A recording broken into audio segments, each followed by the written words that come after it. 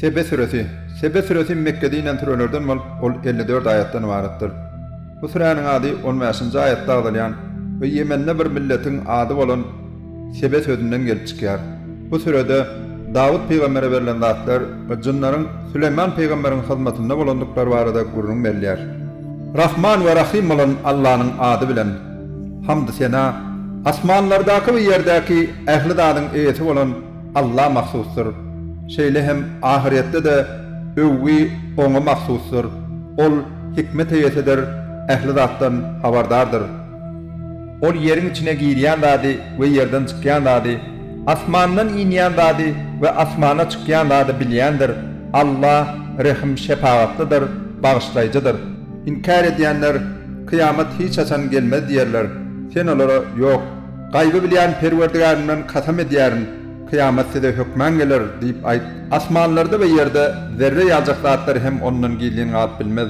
Onun küçük olsun, ulu olsun, hemmeti eşkar kitapta yazılandır. Bu sebeple Allah iman getirenleri ve yaxşı işleri edenleri fiilaglandırar.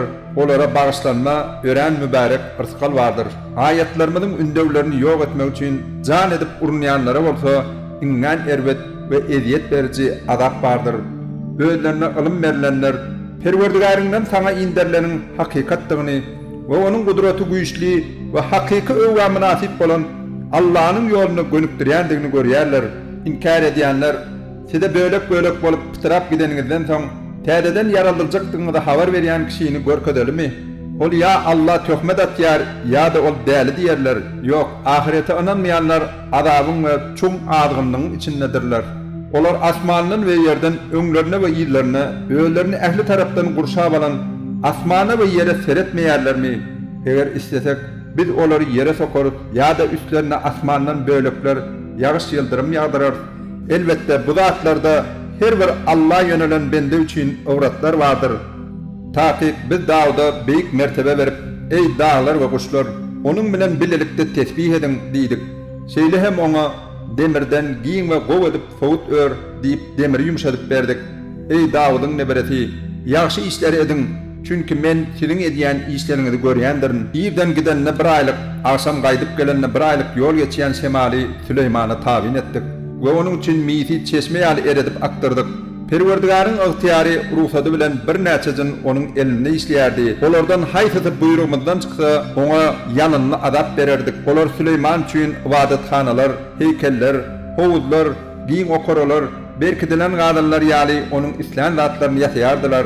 Ey Davud'un nebereti, şükür edin, bendelerimin arasında şükür edýäni gaty azdır. Onun Süleyman'ın ajalyny yetirenmizde onun ölendigini yaplanıp duran hasatyny ýiýen garynjadan başga görkezip bilen bolmady. Süleyman ýykylanna onun ölendigi jinnlara aýan boldy. Eger jinnar gaýby bilselerdi, onda olar onun öle halda diri alyp hata yaplanan wagty kemsitici ediyetlerini çekmezdiler. Taky Sebe halky üçin ýaşaýan ýerlerinde öwratlar bardy. Olaryň sag hemde çep taraplarynda iki tane bağ we sanlyk bardy. Olara Perverdigarynın beren ırskalından iyin için ve ona şükür edin.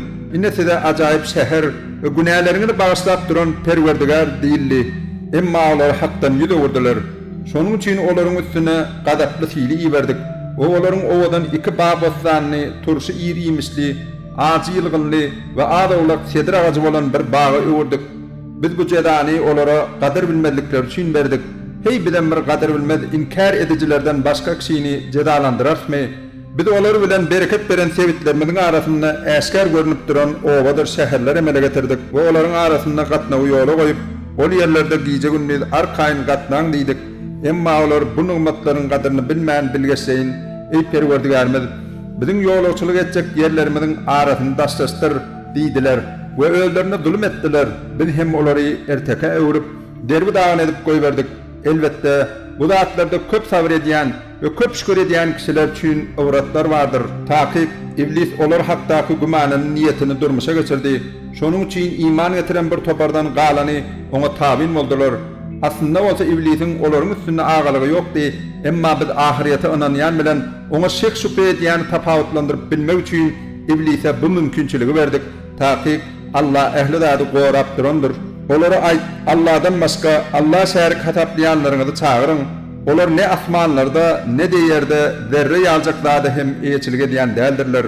Oların bu yerlere, asmanlara ve yere hiç ile şerikliği yoktur. Şeyle hem Allah'ın olur bilen bular yaldatlarda hiç illi kömekçisi yoktur. Allah'ın huzurunda dine ödünün ruhsat berenlerinin şefaati peyda verer. Yüreklerinden korku çıkarlarını olur. Perverdigarının näme diýdi diýerler. Beýlekiler bolsa hakykatı aýtdy diýerler. Ol ören beýikdir, belentdir. Olara aýt. Size asmanlardan ve yerden kim rızkal berýär? Olara yine de Allah diýip aýt. Şeýle de taýyk ya biz ya da siz haýsy da bolsa birimiz dogry ýolda ya da açaçan adgyrlyk içinde diýip olara aýt. Siz biziň eden günahlarymyz üçin jogapkar dälsiňiz.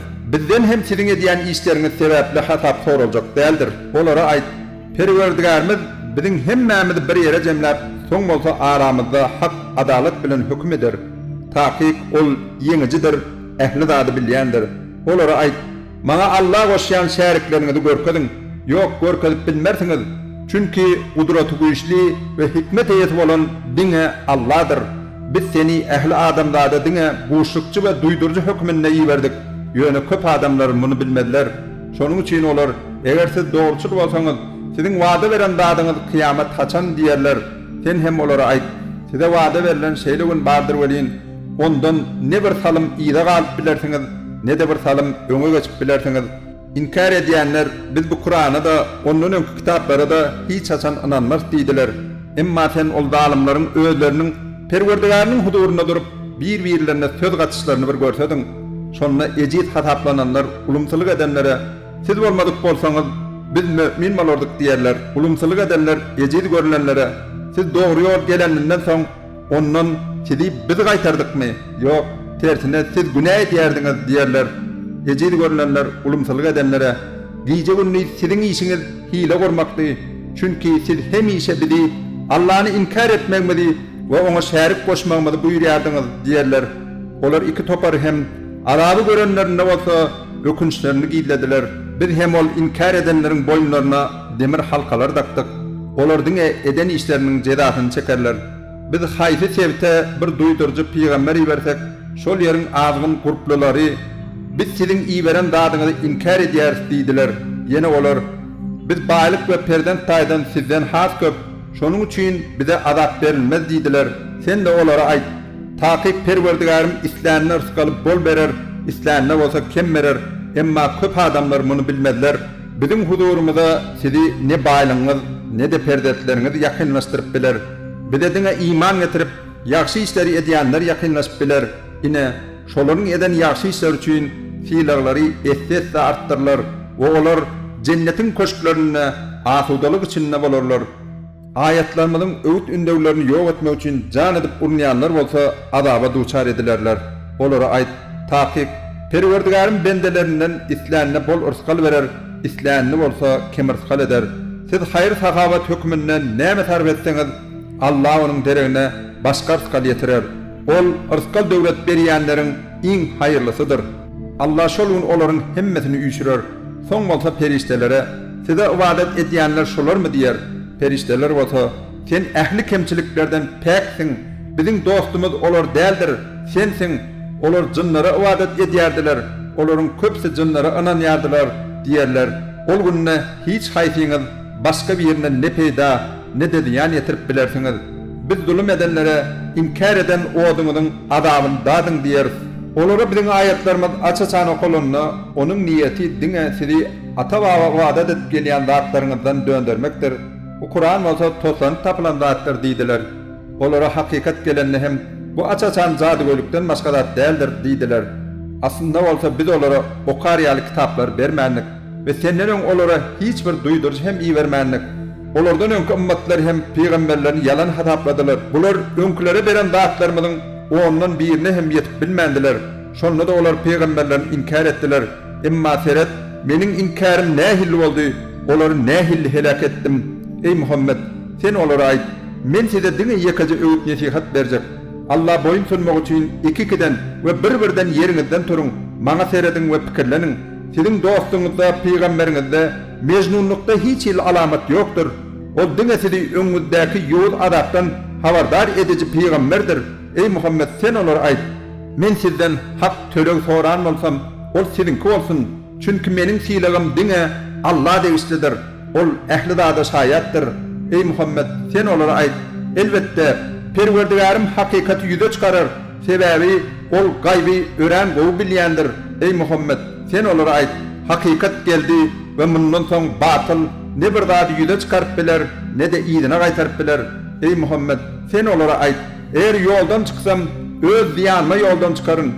Emma eger dogry ýoly tapsam bu maňa Perwerdigarymyň wahy eden zady Kur'any sebäplidir. Taky ol ähli zady eşdýändir, bize ýakyndyr. Ey Muhammed sen olary gorkup aljaran wagtlar bir görsedin. Olara inni hiç ýyly çykalga ýokdur we olar ýakyn ýerde tutulandyrlar. Olar boljak iş bolandan soň oňa inanyp diýdiler. Inni olar daş ýerden dünýädäki durmuş geçip gidenden soň nädip imana ýetsinler? Aslında bolsa olaryň hakikaty inkar edipdiler. O udak ýerden gaýby görüňleri bilmek üçin çaklamalar hödürleýärdiler. Indi mundan öň ýaranlaryny hem edilşäli, olaryň özleri bilen arzu edýän zatlarynyň arasyna böwet çekildi. Taky olar gaýgylandyrjy şüphäniň astynadyrlar.